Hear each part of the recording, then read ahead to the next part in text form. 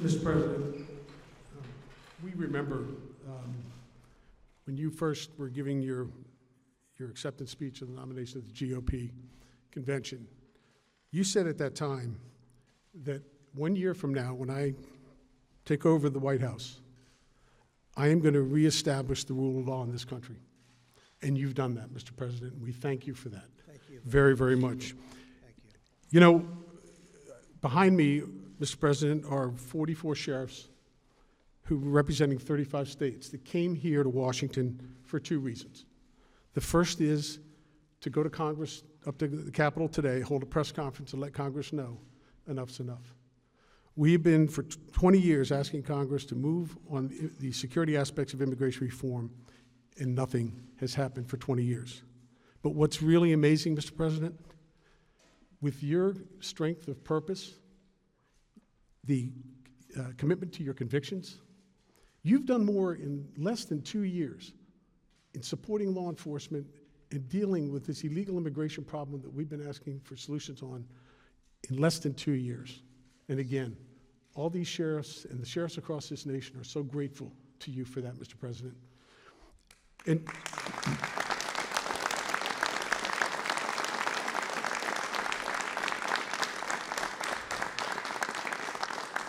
And like so many of the promises that you made, you have come through, and the energy that you've put behind law enforcement in supporting us on our partnerships with 287G, going after MS-13 and getting them out of our neighborhoods, to building the wall, Mr. President,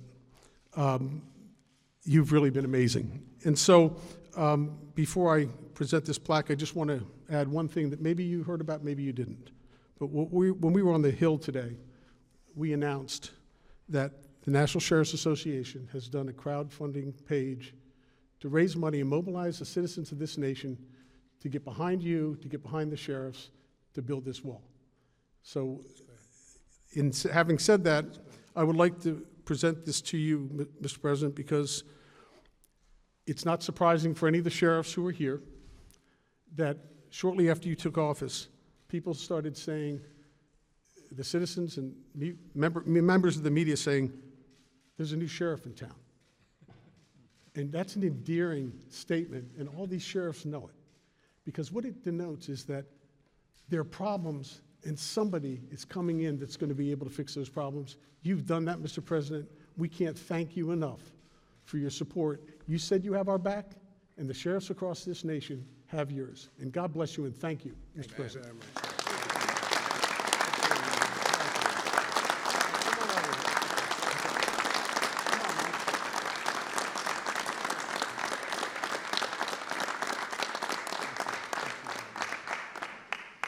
Well, that's really nice. This is an honor because when I was running, I think number one on our list was law enforcement, taking care of law enforcement, working with law enforcement, and really we have to create guidelines and principles for the incredible job you've done, and you've done an amazing job. And I will tell you, a lot of times you're scorned and you're looked at by the media because the media is very dishonest, much of it in this country, very, very dishonest.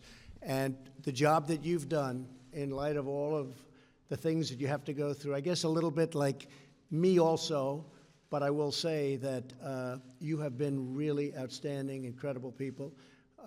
Crime statistics are down. We're really doing well, other than you take a couple of places on a nation where they have different policies than what we would put, and you know where I'm talking about.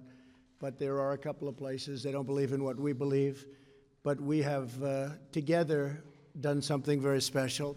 I also remember so well, Sheriff, when we were together, I said, we're going to get you a lot of military equipment that you weren't able to get, and it was sitting in warehouses all over the country, and in many cases, Mike, in other countries, you remember. And we brought it back home, and you were able to get great military equipment like you couldn't afford to buy in your budgets. And we gave it to you, and it protected a lot of people. We have a lot of people living today in your profession that would not, frankly, be around right now without the protection of that kind of equipment that we have sitting around waiting and doing nothing and just drawing dust. So the fact that you gave me this award is something very meaningful. I will put that in a place of great honor in the Oval Office, but I really appreciate it. Thank you very much. It's a great honor. Thank you.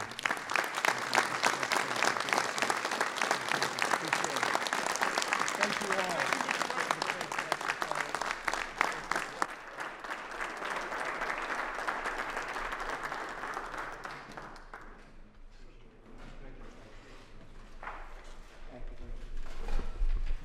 Keep up the good work. Sir, we'll be behind you 100%.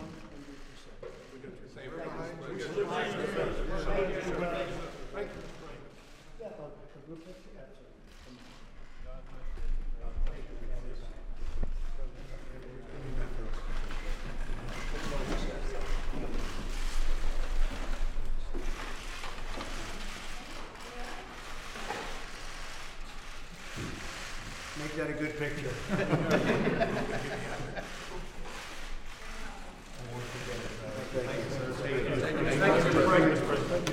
We support you, sir.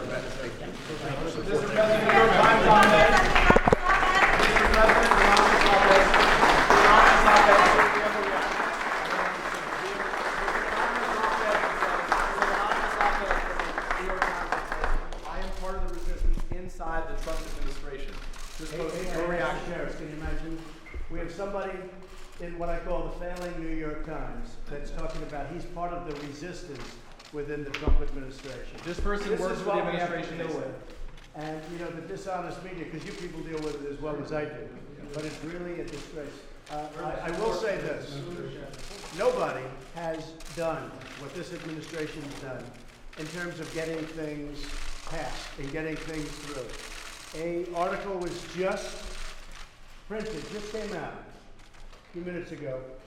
Trump breaks the record for budget gridlock wins, scores big wins. So for 20 years, it's a 20-year record. For 20-year record, they call it the fouled up budget gridlock, and scores big win. Here's your thing.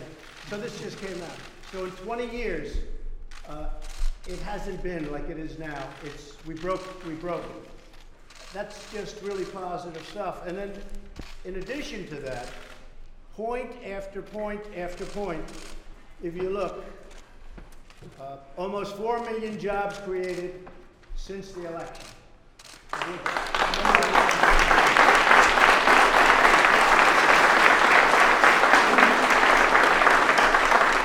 Americans now employed than ever recorded in our history. So we have more people working today than at any point ever in our history.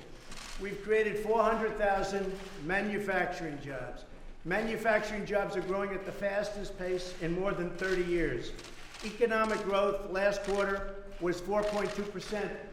And as you people know, it was headed down big, and it was a low number, very low number. It would have been, in my opinion, it would have been less than zero. It was heading to negative numbers. New employment claims recently hit think of that, the unemployment picture in the country is the best it's been in 49 years. African American unemployment lowest in the history of our country. Asian American unemployment lowest in the history of our country. Hispanic American unemployment lowest in the history of our country. I mean, I'm just looking at these, just point after point. Under my administration, veterans' unemployment reached its lowest in many, many years. Let's see, almost 3.9 million Americans have been lifted off food stamps just since my election. Then you go into all of the benefits that we got from the tax cuts. All of you people benefited tremendously from the tax cuts.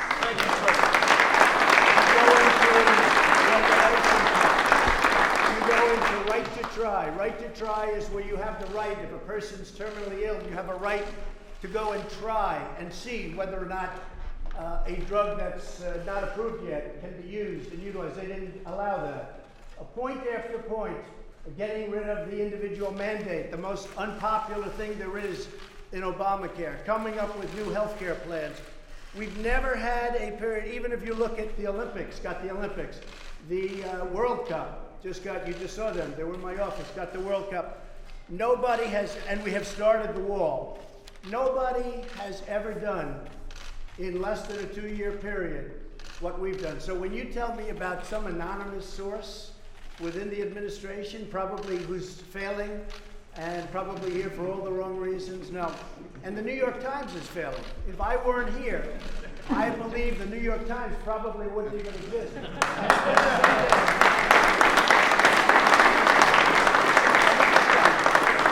And someday when I'm not president, which hopefully will be in about 6.5 years from now, the New York Times and CNN and all of these phony media outlets will be out of business, folks. They'll be out of business because there'll be nothing to write and there'll be nothing of interest. So nobody has done what this administration has done.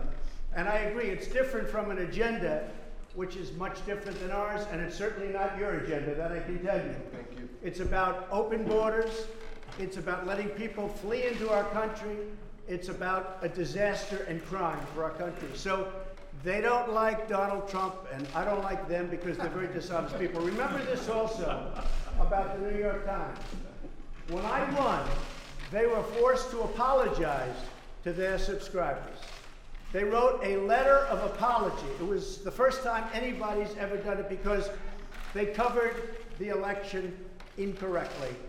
So if the failing New York Times has an anonymous editorial, can you believe it? Anonymous, meaning gutless, a gutless editorial. Should this person We're come doing a forward? great job. The poll numbers are through the roof. Our poll numbers are great. And guess what? Nobody is going to come close to beating me in 2020 because of what we've done. We've done more than anybody ever thought possible in, it's not even 2 years. So thank you very much. Appreciate it.